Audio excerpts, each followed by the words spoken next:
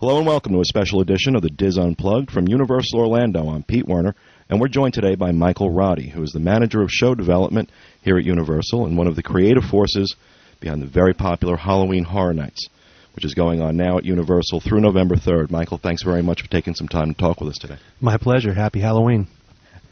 First off, Michael, why don't you tell us a little bit about yourself and about what you do here at Universal? Well, I've been working for Universal on and off now for about 15 years, manager of show development. I am part of the creative team that puts together all of the events, all the marquee events, from Christmas to, obviously, Halloween, which has now become a year-round planning and development phase. And what were your goals this year when you started with Halloween Horror Nights? Our goals this year, every year that I've been involved with Halloween, is always to get more scares, get more screams in the park, and make sure people have the best time possible and the scariest time possible. And after last year, which was kind of our 16th greatest hits, we did the best of the best. We really knew we wanted to do something different this year, and we really found out that, we were going to have to think outside the box, if you will, outside of Jack's box. So Jack now became kind of the carnival ringmaster. He's taken over. And as he took over, he went and found the most diabolical madmen of the silver screen that you can think of, which are Freddy, Jason, and Leatherface, our new line icons. And just also we wanted to have more content for people. So we have 8 mazes. We've never had that before. We have 4 live arena-sized shows, which, normally that's something you don't find in an event like this. No, exactly. And we have more stuff going on in the streets. Everywhere you look, there's just more and more. In more nights, 23 nights. That's the most we've ever done. Yeah, it's a big event. Oh, it's a huge. big event. Now, you mentioned New Line Cinema. I wanted to talk to you a little bit about that. You struck a partnership this year with them, bringing Freddy, Jason, and my personal favorite, Leatherface. No, that's your favorite one? Oh, I love Leatherface from great. the Texas Chainsaw Massacre. But I'm wondering why you chose to partner with New Line. You were doing real well on your own. It seemed to me, anyway, you were doing pretty well. Why reach out to New Line? Again, coming into this year, we wanted to do something that we hadn't done before. And this is the first time that we actually have licensed characters for Halloween. Normally, we create them ourselves. Right. Jack is our creation, the caretaker, the director, and the storyteller. Well, this year we said, okay, if we're going to get some licensed characters in the horror genre, let's get the biggest there are. And you don't get bigger than Freddy, Jason, and Leatherface. That's pretty much it, yeah. They really are the modern-day equivalents to Frankenstein, Dracula, and Wolfman, which are Universal creations. So, we thought Freddy Krueger and Jason Voorhees and Thomas Leatherface Hewitt would be great members of that cast.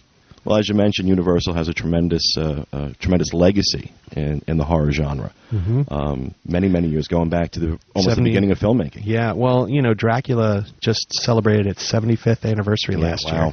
So, and Frankenstein's coming up next year, and then The Mummy. All those films, 75 years ago, they were made, by pioneers who wanted to scare people and just really had a wonderful imagination and kind of this diabolical sense of humor. Must be wonderful to follow in their footsteps. I appreciate the comment. I hope I do them justice because I grew up watching those characters. And, Freddy, Jason, and Leatherface, those are the guys that I went to go see when I was in high school and the ones that kind of shaped my love of horror as well. How do you respond to some of the criticisms that we've heard that Halloween Horror Nights is too intense sometimes? It's too much for some people. Well, it is Halloween Horror Nights. We do everything we can to strongly urge people that come here to realize that it is an intense event. And, in the marketplace, Universal does things, and they do things right. So if you're coming here to get scared, we're going to scare the hell out of you. That's kind of what you're paying us to do. We do that with our daily park admission as well. Not scare people, but we immerse them. Our job is to create situations where people feel that they are in the movies or in adventures. And so with Halloween, it's the same kind of thinking.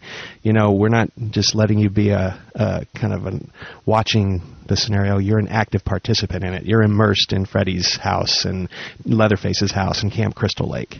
Tell me a little bit about what's involved in bringing this together. From my standpoint, as somebody who's come to Halloween Horror Nights, I think every year since I moved down here for almost 10 years now, even from my standpoint, it looks like an enormous amount of work goes into this, the detail that you put into, I think you referred to them as mazes, I call them haunted houses, the amount of detail that goes into that. How much goes into putting this all together every year? It's exhaustive. As of right now, we're already probably about a month in for next year's event. Actually, oh, really? Yeah, we started talking about things before we opened this event. Although we were focused on this year's event, we knew that there were things that we were trying, going, okay, let's put that in our back pocket for next year. I've been working on Halloween on and off since 1993. And I've watched this event grow, and it is now a year-round process to make sure that the level of detail that we bring to things, the commitment that we have to our guests to scare them and to bring them the best show possible. That's a year-round process now. And so I guess we answered my next question was, when do you start planning for the next year's event? You already have. So yeah. That's that must get a little schizophrenic, though, when you're trying to put one on and you're thinking about the next one. Well, schizophrenia, is kind of a goes with good thing with the territory. Yeah. Well, and I'm working on Christmas right now, too. So, so bouncing between the three, I'm a real joy to be around.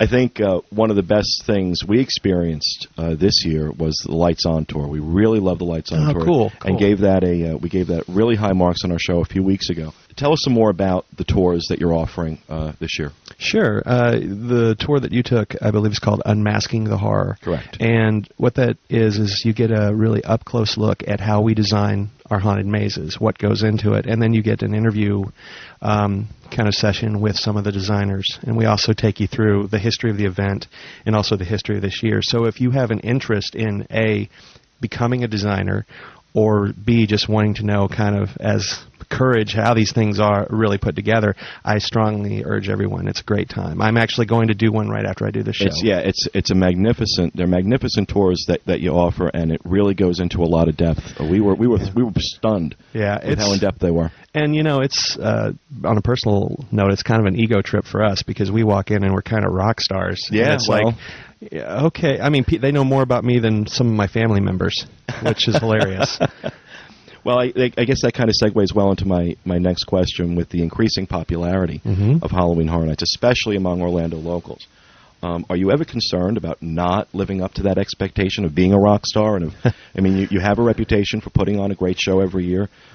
It's become the buzz around town for Halloween Horror Nights seems to get bigger every year, at least from my perspective. So do you ever sweat it out that I'm just not going to do as well this year as I did last year? I come from a performer background, so yeah, we get opening night butterflies.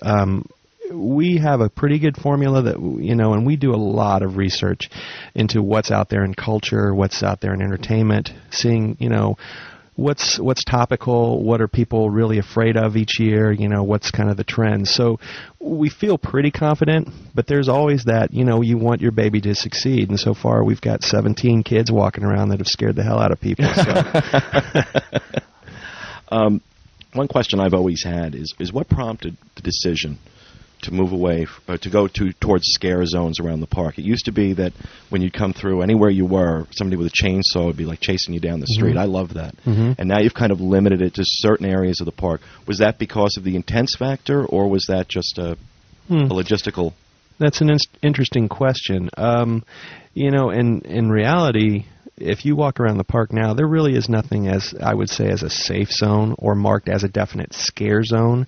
There are pockets of entertainment, but we have scares everywhere. Okay. That's part of the joy. That's part of the joy coming here is you never know what we're going to do to you.